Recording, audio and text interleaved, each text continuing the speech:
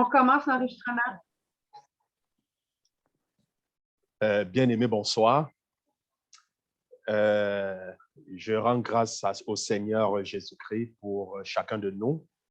Je voudrais ce soir apprécier la grâce, la bonté, la fidélité de Dieu pour chacune de nos vies. Nous qui sommes ici rassemblés et pour nos bien-aimés qui nous suivent sur Zoom. Nous voulons dire merci au Seigneur pour tout ce qu'il fait pour nous. Vous savez, David a dit, mon âme bénit l'Éternel, n'oublie aucun de ses bienfaits. Vous savez, il est important de se souvenir des bienfaits de l'Éternel. Il est important d'apprécier ce que le Seigneur fait pour nous. Bien-aimés, nous savons que notre ennemi, tel que la Bible le déclare, rôde comme un lion, rugissant, cherchant qui il dévorera. Vous et moi, nous savons, quand un lion a sa proie en vue, il ne la lâche pas. Il fait tout pour avoir sa proie.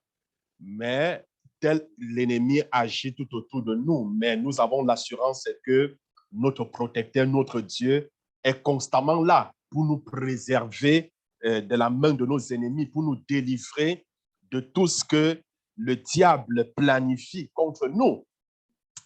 La Bible dit que si l'Éternel ne veille, si l'Éternel ne protège, celui qui le fait en vain. Bien-aimés, n'oublions pas que l'ange de l'Éternel campe tous les jours autour de nous. Nous qui le craignons, il nous arrache du danger. Si le Seigneur pouvait ouvrir tes yeux spirituellement pour te montrer dans quelle situation, dans quel danger il t'a sorti, il t'a préservé, je pense que tu mettrais tes genoux au sol pour lui dire, Seigneur, merci.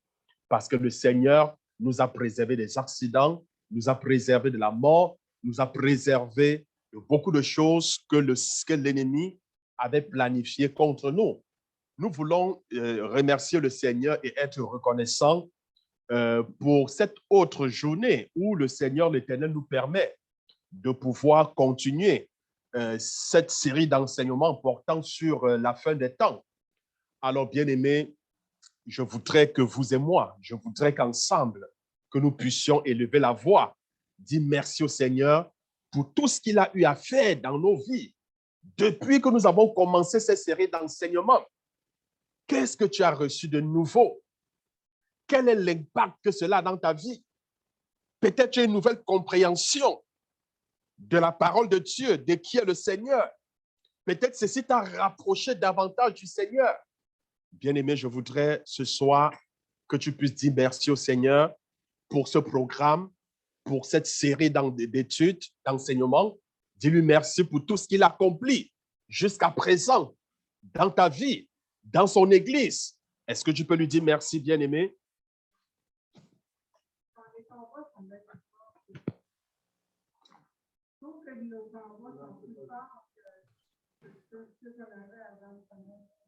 Ah. On dirait que ça leur pas, là, chaque jour, il y a comme une nouvelle attaque.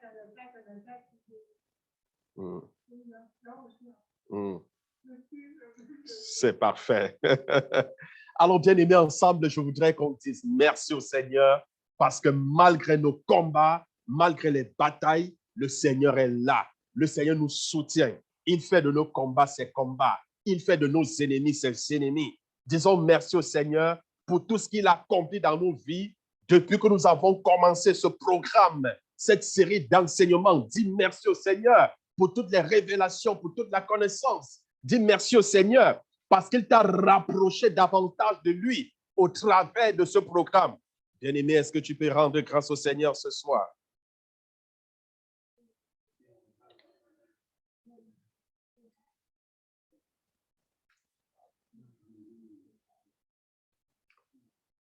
Je voudrais que tu dises merci au Seigneur pour le souffle de vie qu'il te donne. Dis-lui merci pour la force et dis-lui merci pour le combat de la foi qu'il mène jour et nuit pour toi. Dis merci au Seigneur parce qu'il est celui qui te préserve des accidents. Il te préserve de la main de tes ennemis. Bien-aimé, est-ce que tu peux lui dire merci?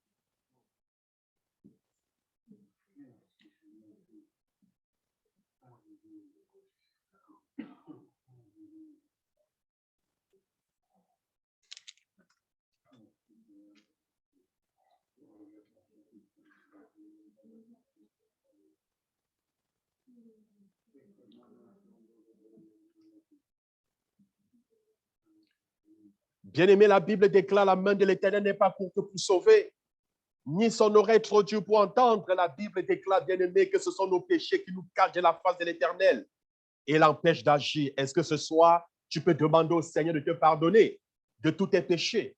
Est-ce que tu peux demander au Seigneur de te purifier, de te laver par son sang, afin que tu sois irrépréhensible et sans reproche à ses yeux ce soir? Est-ce que tu peux demander au Seigneur de te pardonner?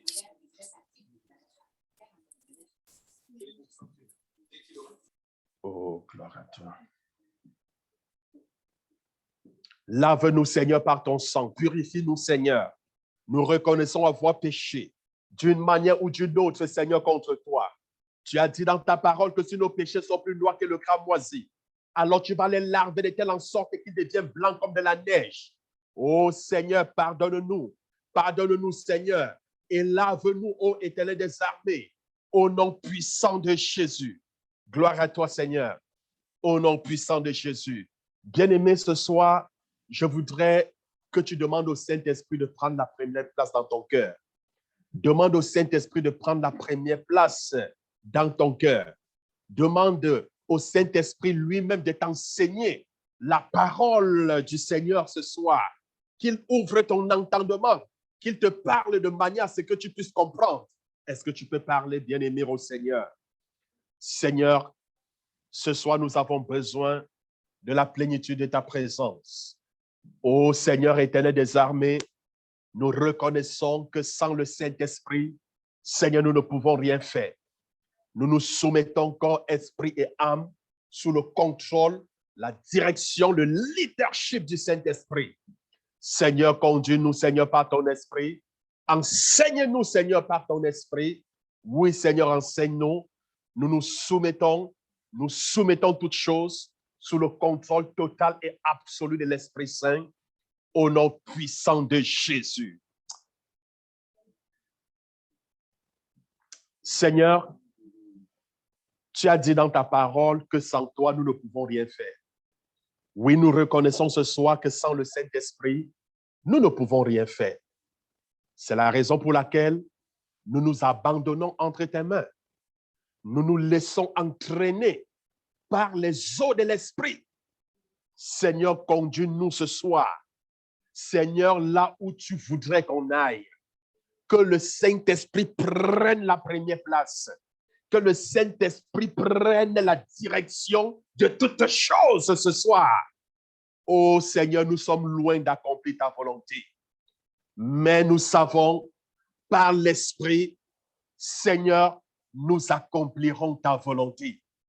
Seigneur, ce soir, nous prions pour la plénitude de ta présence dans nos vies. Maintenant, ici, dans nos différentes maisons, inonde-nous, ô Éternel. Ne dis-tu pas que notre corps est le temple du Saint-Esprit?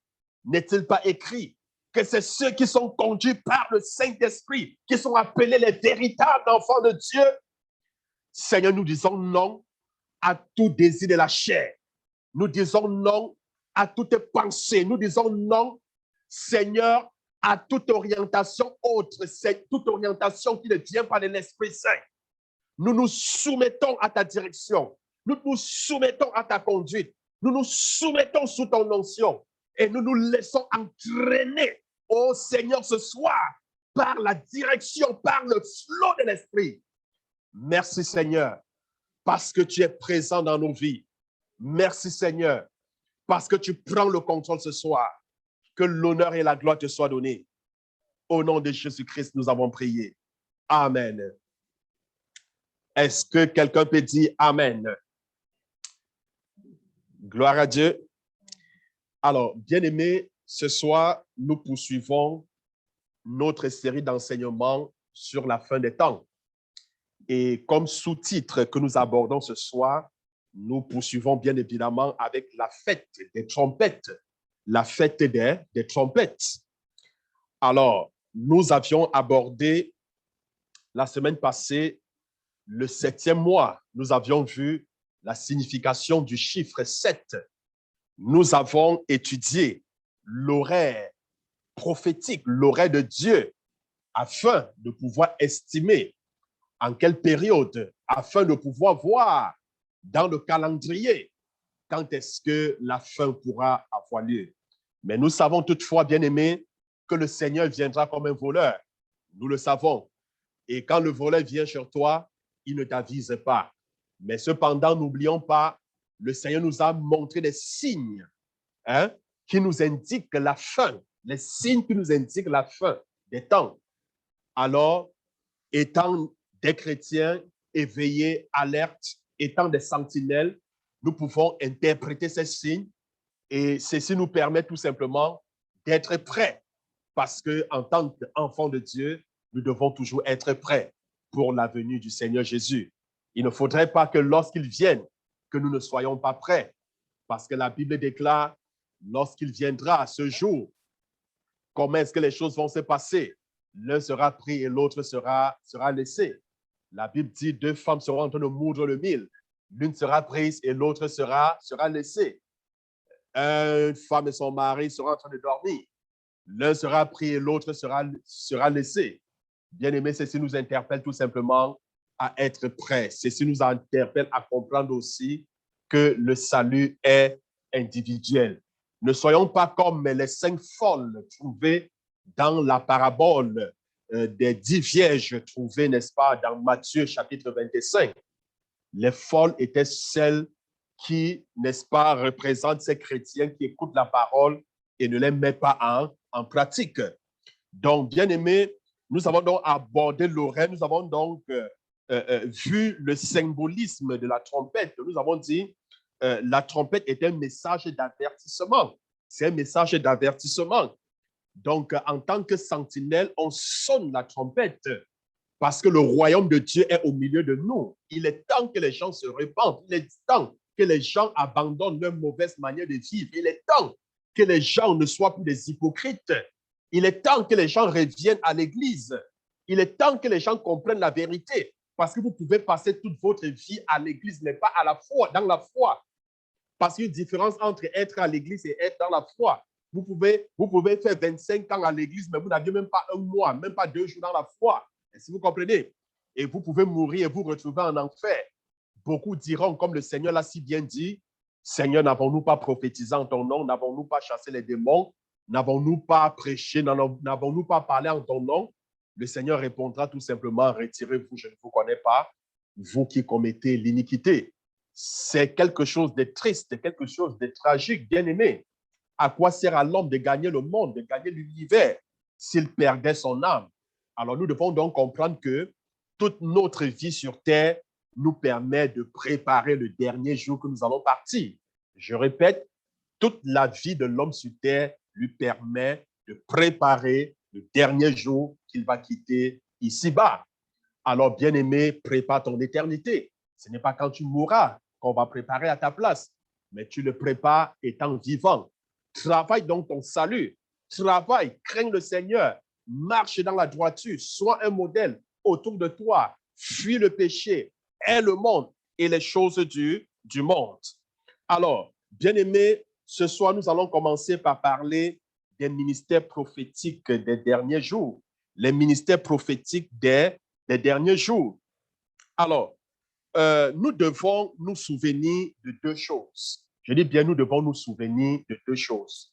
Lorsqu'on parle du ministère prophétique des derniers jours, ce sont en fait l'image des trompettes qui résonnent, qui retentissent. Donc, quand on parle du ministère prophétique dans les derniers jours, nous devons nous souvenir de 2 choses. La première, c'est que cette fête est accomplie à mesure que l'âge de l'Église se termine. Cette fête s'accomplit au fur et à mesure que l'âge de l'Église se termine. Et je vous ai dit, quand est-ce que l'âge de l'Église devait se terminer? L'âge de l'Église se termine à la dernière trompette. C'est en ce moment-là que le mystère de Dieu s'accomplit. Le mystère de Christ, le mystère de Dieu. Je vous ai expliqué c'est quoi le mystère de Dieu. Et la deuxième chose que nous devons donc comprendre, c'est que les trompettes représentent des ministères prophétiques. Les trompettes représentent quoi? les ministères prophétiques. Est-ce que tu peux dire ceci? Les trompettes représentent les ministères prophétiques. C'est très important de le connaître. Je peux donc conclure de ces points que l'accomplissement, en fait, de l'âge de l'Église sera marqué par de puissantes voix prophétiques suscitées par Dieu pendant ces derniers jours. Est-ce que vous comprenez? Je dis bien ceci, je peux conclure en disant que l'accomplissement de l'âge de l'Église sera marqué par de puissantes voix prophétiques suscitées par Dieu pendant ces derniers jours. De plus, les Saintes Écritures semblent appuyer ce point. Est-ce que vous comprenez? Les Saintes Écritures appuient ce point. Les Saintes Écritures, en fait, nous montrent que l'âge de l'Église va se terminer avec de puissants ministères prophétiques. Est-ce que vous comprenez? Des puissants ministères prophétiques. Et quand on verra ces choses arriver, on comprendra donc que l'âge de l'Église est en train de tendre à la fin. Et à cet effet, nous pouvons voir la prédiction de Jésus concernant justement les ministères prophétiques qui seront suscités lors des derniers temps. Alors, Jésus a dit, lorsque nous prenons nos Bibles, dans Luc au chapitre 11, le verset 49. Luc chapitre 11, verset 49. C'est pourquoi la sagesse de Dieu a dit, je leur enverrai des prophètes et des apôtres, et ils tueront les uns et persécuteront les autres. En fait, Jésus, Dieu nous parle que comment il enverrait des prophètes. Est-ce que vous comprenez? Pendant les derniers temps, et comment beaucoup seront persécutés, beaucoup seront tués. Est-ce que vous comprenez? Nous pouvons aussi voir dans Matthieu au chapitre 23, le verset 34. Matthieu 23, le verset 34. C'est pourquoi je vous envoie des prophètes, des sages et des spécialistes de la loi. Vous tuerez et crucifierez les uns, vous fouetterez les autres dans vos synagogues et vous les persécuterez de ville en ville. Bref, bien-aimés, après être monté sur le mont de la transfiguration, Jésus a eu une discussion avec ses disciples. Est-ce que vous comprenez? Avant d'aller sur le mont de la transfiguration, où il fut transfiguré, il a eu une discussion avec ses disciples. Alors, il lui avait demandé une question importante. Les disciples lui ont posé une question importante. Une question, en fait, sur une prophétie de Malachie prononcée, je dirais, quelques 500 années avant la venue de Jésus-Christ. Donc, il y a une prophétie que Malachie avait donnée 500 ans avant que Jésus ne vienne. Et les disciples, avant que Jésus s'en aille sur la montagne où il fut transfiguré, les disciples lui ont posé une question au sujet de cette prophétie. Alors, la prophétie se trouve dans Malachie chapitre 4, le verset 5. Malachie chapitre 4, verset 5. La Bible dit, voici, je vous enverrai Élie, le prophète, avant que le jour de l'Éternel arrive, ce jour grand et redoutable. Qu'est-ce qu'il dit? Voici, je vous enverrai qui?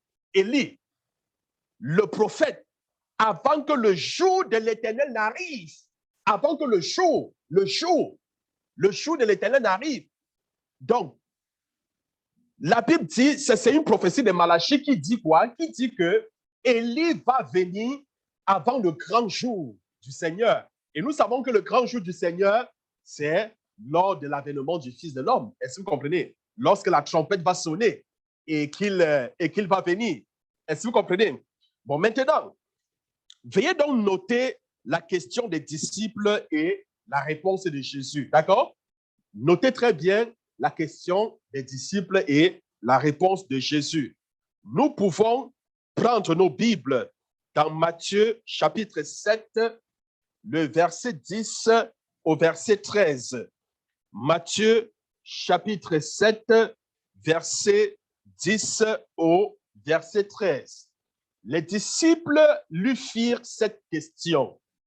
Pourquoi donc les scribes disent-ils qu'Élie doit venir premièrement? Il répondit, il est vrai qu'Élie doit venir et rétablir toutes choses. Mais je vous dis qu'Élie est déjà venu, qu'ils ne l'ont pas reconnu et qu'ils l'ont traité comme ils l'ont voulu. De même, le Fils de l'homme souffrira de leur part. Les disciples comprirent alors qu'il leur parlait de Jean-Baptiste. Est-ce que vous comprenez? Bref, en fait, peut-être c'est un peu complexe.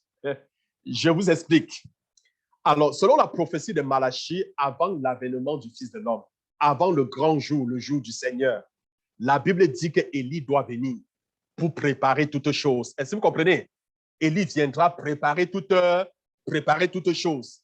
Et les disciples maintenant posent la question à Jésus en disant que, mais voilà, les scribes tous disent que Élie va venir avant. Hein? Et qu'est-ce que Jésus leur dit? Jésus leur dit que, écoutez, Élie est même déjà venu. Est-ce que vous comprenez? Élie est déjà venu, mais les gens ne l'ont pas reconnu, les gens l'ont plutôt humilié, frappé. C'est ainsi que le Fils de l'homme sera traité. Alors les disciples ont donc compris que Élie dont parlait Jésus, c'était qui? C'était Jean-Baptiste. Élie, en fait, Jean-Baptiste, en fait, est venu avec l'esprit d'Élie. Est-ce que vous comprenez? Jean-Baptiste est venu avec quoi? L'esprit d'Élie. Avec un ministère prophétique. En fait, il parlait d'un ministère. Est-ce que vous comprenez? Il est venu avec l'esprit d'Élie. Je vous explique davantage. Les prophètes peuvent avoir, en fait, les prophéties peuvent avoir des accomplissements multiples. Est-ce que vous comprenez? Je répète, les prophéties peuvent avoir des accomplissements multiples. Ça veut dire qu'une prophétie peut avoir plusieurs accomplissements. Est-ce que je me fais comprendre? Elles ne sont pas souvent satisfaites par un seul accomplissement. Souvent, la prophétie n'est pas satisfaite avec un seul accomplissement. C'est vrai concernant la prophétie de Malachie concernant Élie. Est-ce que vous comprenez? C'est vrai concernant la prophétie de Malachie concernant qui? Élie. Élie. L'onction d'Élie, quand je parle de l'onction d'Élie, c'est-à-dire son manteau, reposait premièrement sur Élie. D'accord? Reposait d'abord sur Élie et ensuite sur Élisée. Hein? Parce que Élisée, je n'ai pas mis ça dans mon PowerPoint, dans 2 Rois. Si vous prenez 2 Rois, chapitre 2, le verset 9 au verset 14, vous allez voir comment est-ce que Élisée a reçu le manteau d'Élie. Donc, l'onction d'Élie reposait premièrement sur Élie et ensuite sur Élisée et ensuite sur Jean-Baptiste. Est-ce que vous comprenez? L'onction d'Élie reposait sur qui? Sur Jean-Baptiste. Jean-Baptiste est venu dans l'esprit d'Élie, avec l'onction d'Élie. Est-ce que quelqu'un me comprend? Alors, dans le futur, écoutez donc bien, dans le futur, ce manteau, cette onction d'Élie sera sur une autre personne. Et je crois que ce jour n'est pas trop distant. La trompette retentira à nouveau, c'est-à-dire une voix prophétique sera entendue de nouveau. Souvenez-vous, au sujet de Jean-Baptiste, la Bible dit qu'il était la voix qui criait dans le désert. Il était la voix qui retentissait dans le désert. Repentez-vous car le royaume de Dieu est proche. Bien aimé, c'est ça la trompette. Je vous ai dit que la trompette ici, c'est un message d'avertissement. C'est un message d'avertissement. C'est un message d'avertissement. Jean-Baptiste était celui-là qui préparait le chemin du Seigneur. C'est ça la trompette. Aujourd'hui, qu'est-ce que nous faisons? J'ai l'habitude de vous dire, nous ne sommes pas là pour former les gens pour l'enfer, mais nous sommes là pour bâtir les gens qui vont entrer au ciel. Tel est le mandat que nous avons reçu de Dieu. Tel est le mandat que j'ai reçu de Dieu. Former les gens, bâtir les gens pour le royaume de Dieu. Faire des chrétiens des disciples, faire des croyants des disciples. Bien-aimés, tel est le mandat que nous avons reçu du Seigneur. Bien-aimés, c'est pour cela que nous sonnons la trompette. Nous demandons aux gens d'abandonner leur mauvaise voie. Et je vous disais l'autre jour que j'observe beaucoup. Est-ce que vous comprenez? Vous ne me connaissez pas encore. Je vous dis la vérité. Est-ce que vous comprenez? Parce qu'à un certain moment, je vais commencer à chercher les poux sur vos têtes. Est-ce que vous comprenez? Je vais commencer à chercher les poux. Hein? Pas parce que je déteste quelqu'un, non. Parce que ma mission, c'est de vous former, c'est de vous bâtir pour le royaume. Est-ce que... Mais bien sûr, hein? Bien sûr. Hein? Dans un certain moment, ça sera très rigoureux, très sévère. Hein? Parce qu'il va falloir se conformer à la parole de Dieu. Il va falloir se conformer à la parole de Dieu. Parce que c'est triste. Aujourd'hui, nous avons des gens, ils sont à l'église et dans le monde en même temps. Comment est-ce que vous pouvez servir et Dieu et le monde en même temps? La Bible dit, vous ne pouvez pas servir deux maîtres à la fois. Ce n'est pas possible. Soit tu vas aimer l'un et tu dois haïr l'autre. Ça, c'est clair. Tu ne peux pas servir Dieu et maman à la même temps. Ce n'est pas possible. Ce n'est pas possible. Donc, bien-aimé, il est donc temps pour que les chrétiens comprennent que le christianisme n'est pas une religion. Est-ce que vous comprenez? C'est une révélation, c'est une vérité. Il est temps que les gens comprennent que le fait de venir à l'église, ce n'est pas tout simplement venir s'asseoir. Non, on a un objectif. L'objectif, c'est entrer au ciel. Et pour entrer au ciel, il faut que je traite durement mon corps. Pour entrer au ciel, il faut que je travaille mon salut. Pour entrer au ciel, il faut que je fuis le péché. Il faut que les gens comprennent cela. Pour entrer au ciel, il faut que je ne vive plus dans le péché. Parce que la Bible dit, aucun péché n'entrera au ciel. Bien-aimé, si tu écoutes, c'est la trompette que le Seigneur est en train de sonner. Ce sont des avertissements. Est-ce que vous comprenez? Donc, quand le Seigneur viendra, plusieurs seront surpris, comme les cinq vierges folles étaient surprises. Elles ne s'étaient pas préparées.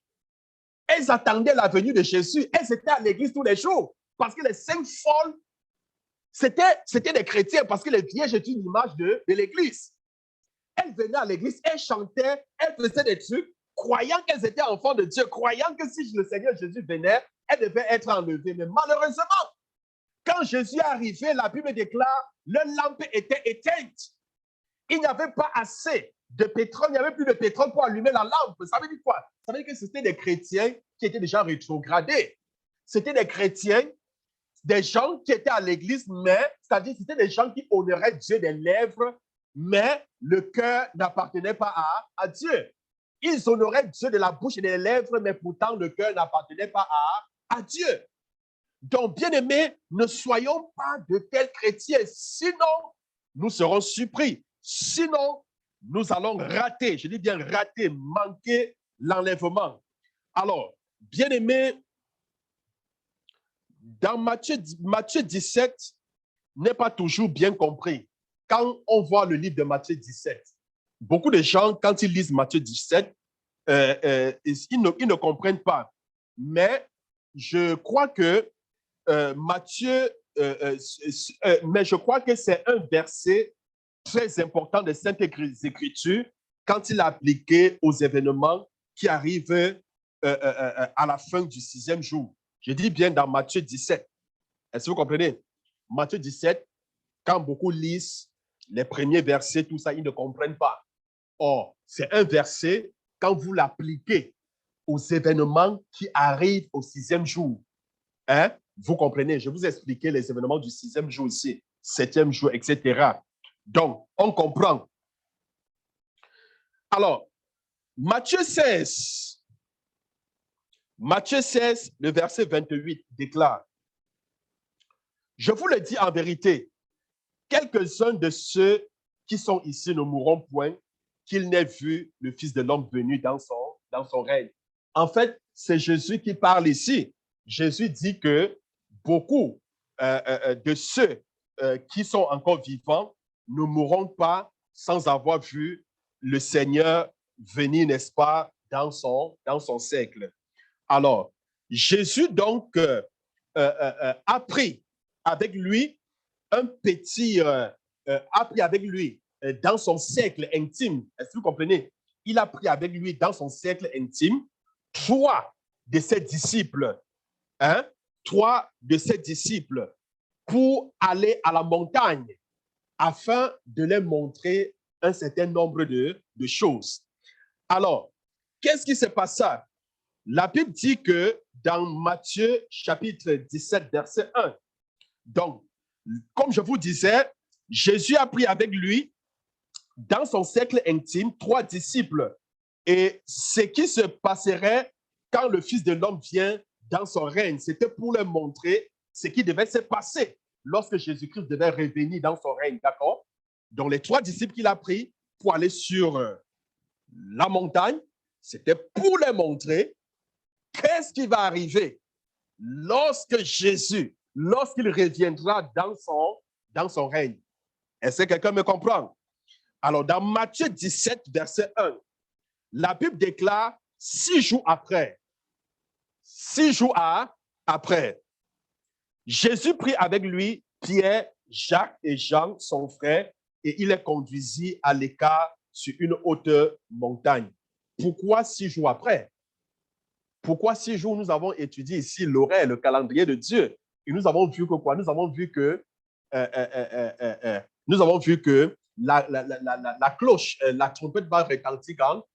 Le 7e jour. C'est ça? Oui, le 7e jour. Donc, quand on parle du 6e jour, ça veut dire qu'on est en train de terminer le 6e jour pour annoncer le 7e jour. Et dans le 6e jour, après 6 jours, qu'est-ce qu'il a fait? Il a pris avec lui, n'est-ce pas, 3 de ses disciples pour les amener sur la montagne afin de leur révéler ce qui va se produire lorsque Jésus-Christ reviendra dans son règne. Alors, pourquoi 6 jours après? Bien-aimé, c'est un temps prophétique. Amen. C'est tout simplement un temps prophétique. Ce qu'il avait vu en vision arrivera. Ce sera la fin de l'âge de l'Église. Après 6 jours. Amen. Après 6 jours, ça sera la fin de l'âge de l'Église, c'est-à-dire au 7e jour. Alors, les membres de ce cercle intime composé de disciples entièrement consacrés à Jésus seront ceux qui seront conduits par l'Esprit dans un endroit où ils seront seuls avec le Seigneur. Donc, ceux-ci qui étaient choisis, ceux-ci qui sont allés sur la montagne, c'est ceux qui avaient une relation intime avec le Seigneur. Est-ce que vous comprenez? Jésus avec 12 disciples, il n'a pas pris tous les 12, non. Pour les transporter, non. C'est ceux-là qui avaient une relation intime avec lui.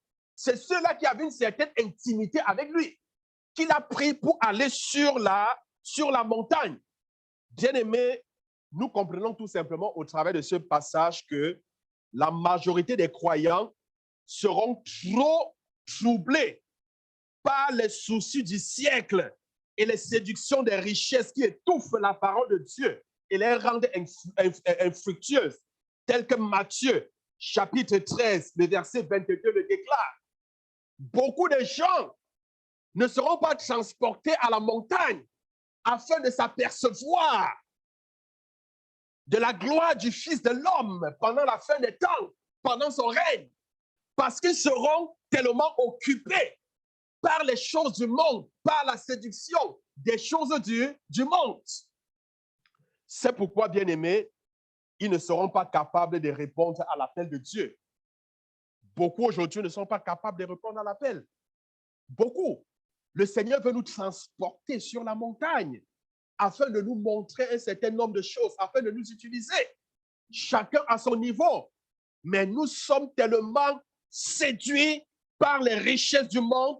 Nous sommes, n'est-ce pas, séduits par les soucis. Nous sommes entraînés par les soucis de ce monde. Les soucis de ce monde nous empêchent de grandir, empêchent la parole de Dieu en nous de grandir.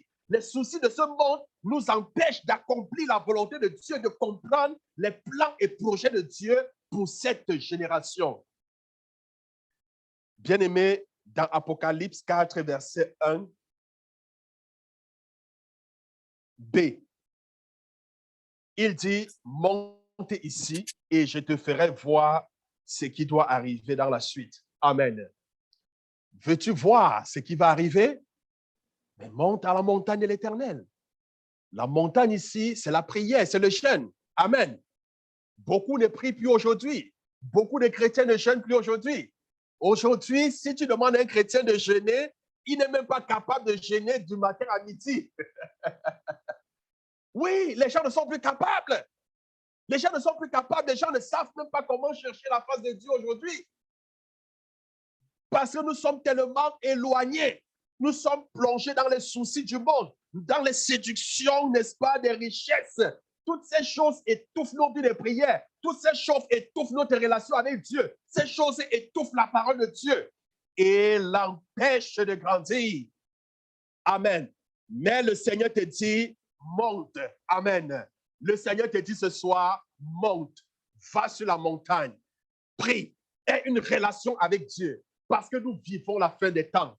Et le Seigneur peut t'utiliser comme cette voix, comme cette trompette qui va sonner dans ta génération afin de conscientiser les gens tout autour de toi, afin d'alerter les gens tout autour de toi, afin de préparer la seconde venue du Seigneur Jésus-Christ. Est-ce que quelqu'un me comprend ce soir? Monte ici et je te ferai voir ce qui doit arriver. Bien-aimés, ils n'écouteront pas l'avertissement prophétique. Il y a des gens qui n'écoutent toujours pas l'avertissement prophétique. La Bible dit dans Osée, chapitre 6, le verset 3. Osée, chapitre 6, le verset 3.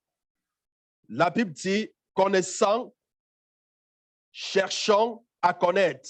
Connaissons. Avez-vous vu? Connaissons, cherchons à connaître l'Éternel. Sa venue est aussi certaine que celle de l'aurore. Amen. Il viendra pour nous comme la pluie du printemps qui arrose la terre, comme la pluie du printemps qui arrose la terre, qui arrose la terre. La Bible dit connaissons, cherchons à connaître l'Éternel. Est-ce qu'il y a plusieurs qui les cherchent? Il y a des gens qui ont perdu ou alors qui ne savent pas comment chercher l'Éternel. On cherche Dieu dans le jeûne, dans la prière, dans la méditation. Amen. Dans le jeûne, prière et méditation. Il dit, connaissons, cherchons à connaître l'Éternel. Sa venue est aussi certaine que celle de l'aurore. Bien-aimé, la Bible déclare la venue du Seigneur. Sa venue est aussi certaine que quoi? Que celle de l'aurore. Il y a l'adage qui dit, quelle que soit la durée de la nuit, l'obscurité finira par paraître. Amen. Ça veut dire, quel que soit le temps que la nuit peut prendre, souvent on dit, j'ai eu une nuit longue. Hein? Même si ta nuit était longue n'importe comment, ce qui est sûr, ce qui est certain, c'est que le jour finira par se lever. Est-ce que quelqu'un comprend? La Bible nous dit donc ainsi que la venue du Seigneur est aussi certaine. La venue du Seigneur est aussi certaine que l'aurore. Il viendra pour nous comme la pluie du printemps qui arrose la terre. Nous sommes en hiver et nous savons que le printemps arrive. C'est un fait, c'est une réalité. Le printemps arrive. Même si l'hiver est dur n'importe comment, même si l'hiver dure n'importe comment, on sait une chose, le printemps arrive. Ainsi, le Seigneur arrive. Amen. C'est une évidence, bien-aimé. C'est une certitude. C'est une vérité. Une vérité absolue. Le Seigneur reviendra. Il reviendra chercher son église. Mes amis, écoutez l'appel de monter sur la haute montagne pour être seul avec Jésus jusqu'à ce qu'il vous montre la glorieuse révélation de sa personne et de ses desseins pour vous. Bien-aimés, apprenons à aller sur la montagne jusqu'à ce qu'il révèle, jusqu'à ce qu'il nous révèle sa présence glorieuse, jusqu'à ce qu'il nous révèle les plans et les projets qu'il a pour chacun de nous. Est-ce que quelqu'un me comprend ce soir? Bien-aimé, la Bible déclare dans Matthieu chapitre 17, le verset 2 au verset 3, Matthieu chapitre 17, le verset 2 au verset 3, la Bible dit, étant sur la montagne, il fut transfiguré devant eux. Il fut transfiguré devant eux. Son visage resplendit comme le soleil et ses vêtements devinrent blancs comme la lumière. Et voici, notez Moïse et Élie. Moïse et Élie leur apparut s'entretenant avec lui. S'entretenant avec lui. Moïse et Élie apparus et s'entretenant avec lui. Bien-aimé, c'est ici même l'essence du Fils de l'homme qui vient avec son règne. Est-ce que quelqu'un me comprend? C'est ici quoi? L'essence du Fils de l'homme qui vient avec son règne. Jésus, dans sa gloire, communique à travers les importants ministères prophétiques et il apparaîtra à la fin des siècles. Le fait d'apparaître, le fait de se révéler, d'être transfiguré, de révéler sa gloire, le fait d'être en train de communiquer avec Élie et Moïse annonce tout simplement les différents ministères prophétiques lors de la fin des temps qui va arriver. Comment est-ce que le Seigneur va se manifester? Comment est-ce que le Seigneur va se glorifier? Est-ce que quelqu'un me comprend? Bien-aimé, Jean a observé une scène semblable dans Apocalypse 8, le verset 2. Il a observé une scène semblable dans Apocalypse 8, verset 2. Il dit, et je vis les 7 anges qui se tiennent devant Dieu, et cette trompette leur fut donnée. Il a vu combien d'anges? 7 anges qui se tenaient devant Dieu, et cette trompette leur fut donnée. Et je tiens à nous rappeler ici que les anges, en fait, sont impliqués dans l'enlèvement. Amen. Lorsqu'on parle de l'enlèvement de l'Église, les anges sont impliqués. Les anges qui sont dans ces événements sont des messagers spéciaux. Ils sont impliqués dans les fêtes de la récolte. Donc, quand on parle de la fête des récoltes, les anges sont impliqués dans cette fête-là. Amen. Alors, cette trompette retentisse et la 7e annonce la consommation de l'âge de l'Église, c'est-à-dire le mystère de Dieu qui va s'accomplir. Alors, bien aimé, la Bible dit que dans le passage que je vous ai donné, Apocalypse, chapitre 10, verset 5 au verset 7, et l'ange que je voyais debout sur la mer et sur la terre leva sa main droite vers le ciel et jura par celui qui vit au siècle des siècles, qui a créé le ciel et les choses qui y sont, la terre et les choses qui y sont, et la mer et les choses qui y sont, qu'il n'y aura plus de temps. Qu'il n'y aura plus quoi? De temps. Mais qu'au jour de la voix du 7e ange, quand il sonnerait de la trompette, le mystère de Dieu s'accomplirait comme il l'a annoncé à ses serviteurs, les prophètes. Donc, il a eu la même révélation. Jean décrit en fait 7 anges qui avaient 7 trompettes. D'accord? Donc, le temps ne me permet pas de parler, je trouve pas important peut-être de parler des 7 trompettes, d'accord? Parce que quand nous lisons Apocalypse 10, nous allons voir, Apocalypse 8, nous voyons, quand le premier ange a sonné la trompette, certains événements se sont produits sur la terre. Le deuxième ange a sonné, les événements sont produits. Le troisième ange a sonné la trompette, les événements se sont produits. D'accord? Et la Bible nous met donc en garde par rapport au cinquième, par rapport au sixième, septième et huitième qui vont sonner. D'accord? Et quand le sixième a sonné, il y a des événements bizarres qui sont produits. Et quand le huitième, parce que le septième, je veux dire, quand le septième ange va sonner, parce que c'est ce qui nous intéresse, le septième, en fait, ici, c'est en lien avec la fête de la trompette, d'accord? Alors, quand le septième va sonner, la Bible dit ça sera la fin du temps, la fin des temps. Quand il va sonner, ça sera le mystère de Dieu qui va s'accomplir. Et le mystère de Dieu, nous avons dit, c'est lorsque l'Église sera complétée.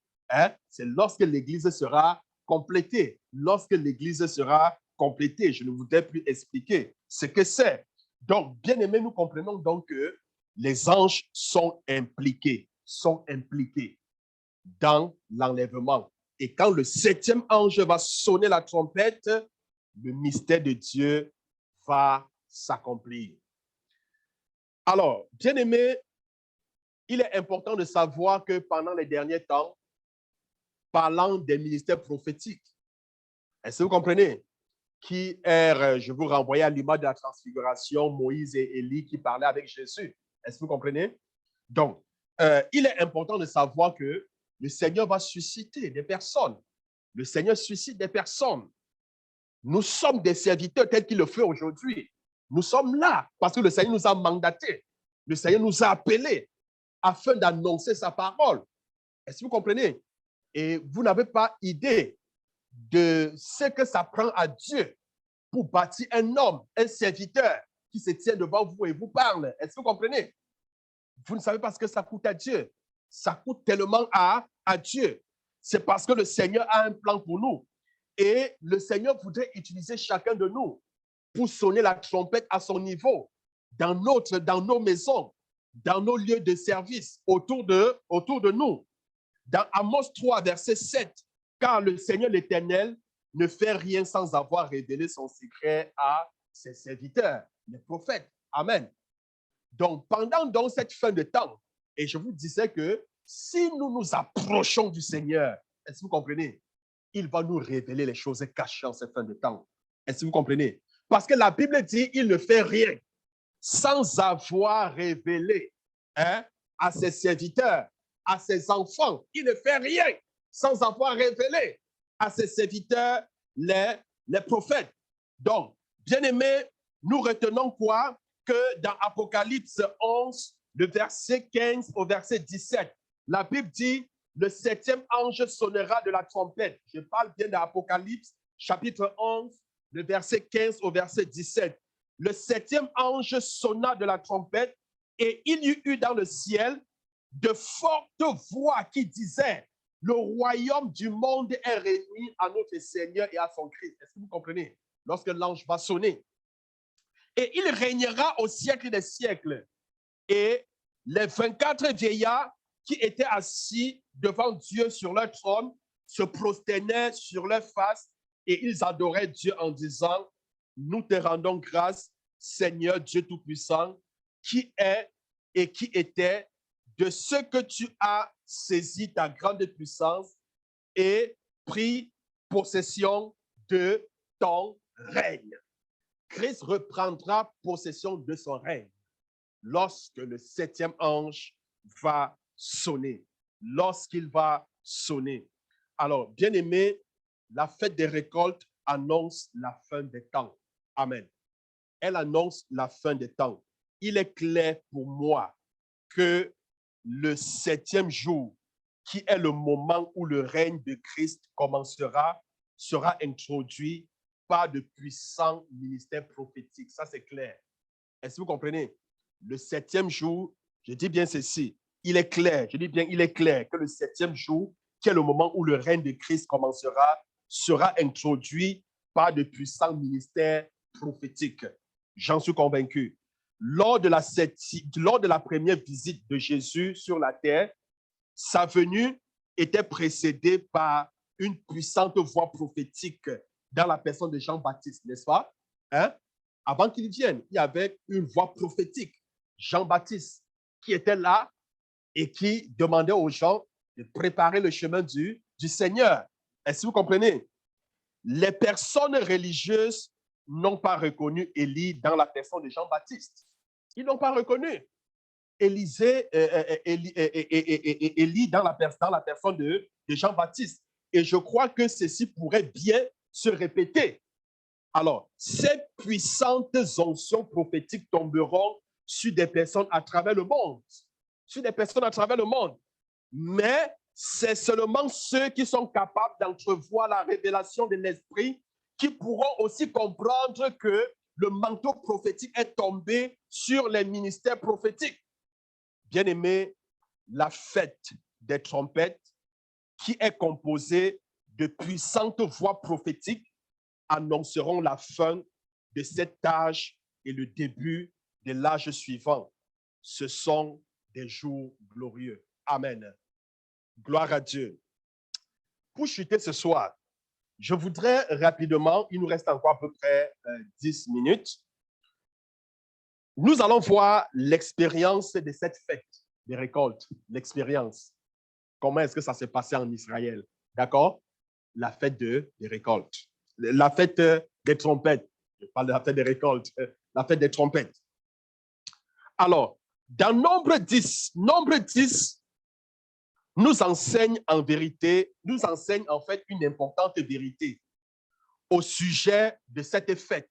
Parce que quand vous prenez le Nombre 10, vous comprenez, il y a une vérité essentielle dégagée dans ce chapitre-là, concernant la fête des trompettes. Alors, ce chapitre explique ce qui devait se passer quand les trompettes retentissent. Est-ce que vous comprenez? Et je vous disais donc que cette fête qui n'a pas encore eu son accomplissement et qui est toujours célébrée est une image de ce qui va arriver. Est-ce que vous comprenez? Alors, dans Nombre chapitre 10, verset 3, nous lisons la recommandation de Dieu. Il dit, quand on en sonnera, toute l'assemblée. L'assemblée, c'est quoi? L'assemblée ici, c'est la nation d'Israël dans le désert. D'accord? La nation d'Israël dans le désert se réunira auprès de toi à l'entrée de la tente d'assignation. Voilà donc comment est-ce que la fête des trompettes était célébrée.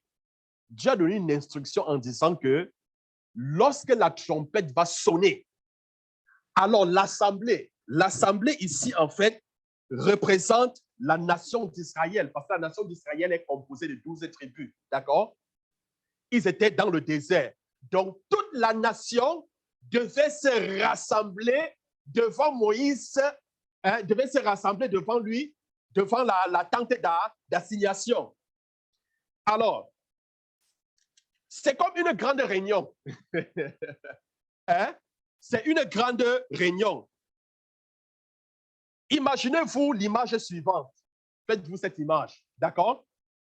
Dans le désert, 3 tribus étaient situées au nord, d'accord? Faites-vous cette image. Le peuple d'Israël dans le désert, 3 tribus dans le nord, 3 tribus au sud, 3 tribus à l'est et 3 tribus à l'ouest. Vous prenez toutes ces tribus, ça forme 12 tribus, justement les 12 tribus d'Israël. La nation entière d'Israël campait aux alentours du tabernacle de Moïse, selon les tribus. C'est-à-dire, le tabernacle que Moïse avait construit, c'est un peu comme la maison de Dieu sur terre, d'accord? Et toutes les tribus d'Israël campaient autour du tabernacle. Mais quand les trompettes commençaient à retentir, quand c'était la fête, et que les trompettes commençaient à sonner, à retentir, les personnes se rassemblaient comme une seule nation à l'entrée du tabernacle. Est-ce que vous comprenez? ils se rassemblaient tous, chaque tribu, toutes les tribus se rassemblaient comme une seule, que ce soit Benjamin, tout. Ils se rassemblaient tous comme une seule nation devant la tente d'assignation, devant le tabernacle.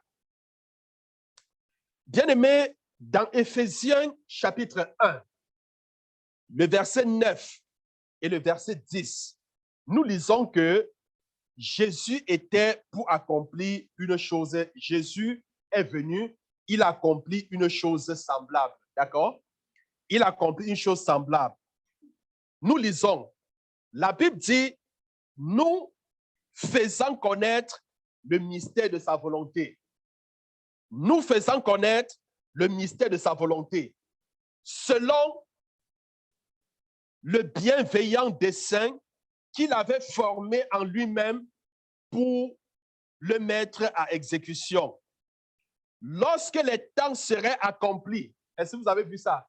Lorsque les temps seraient accomplis, on parle là de la fin, on parle là à la 7e trompette. Lorsque les temps seraient accomplis, de réunir toutes choses en Christ. Est-ce que vous comprenez? De réunir toutes choses en Christ. Celles qui sont dans les cieux et celles qui sont sur la terre. Est-ce que vous comprenez? Bien-aimés, les dominations de l'Église chrétienne aujourd'hui ressemblent à beaucoup aux tribus d'Israël. Est-ce que vous comprenez? Les dominations de l'Église aujourd'hui ressemblent beaucoup à quoi? Aux tribus d'Israël.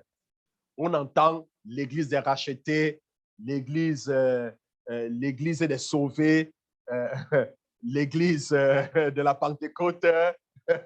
Il y en a tellement. Est-ce que vous comprenez? Donc, je vois en fait les dominations comme étant les tribus d'Israël.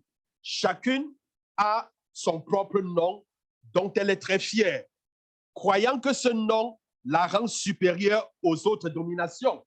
Est-ce que vous comprenez? Croyant que ce nom la rend supérieure aux autres dominations. Nous trouvons au sein de la fête des trompettes une grande réunion.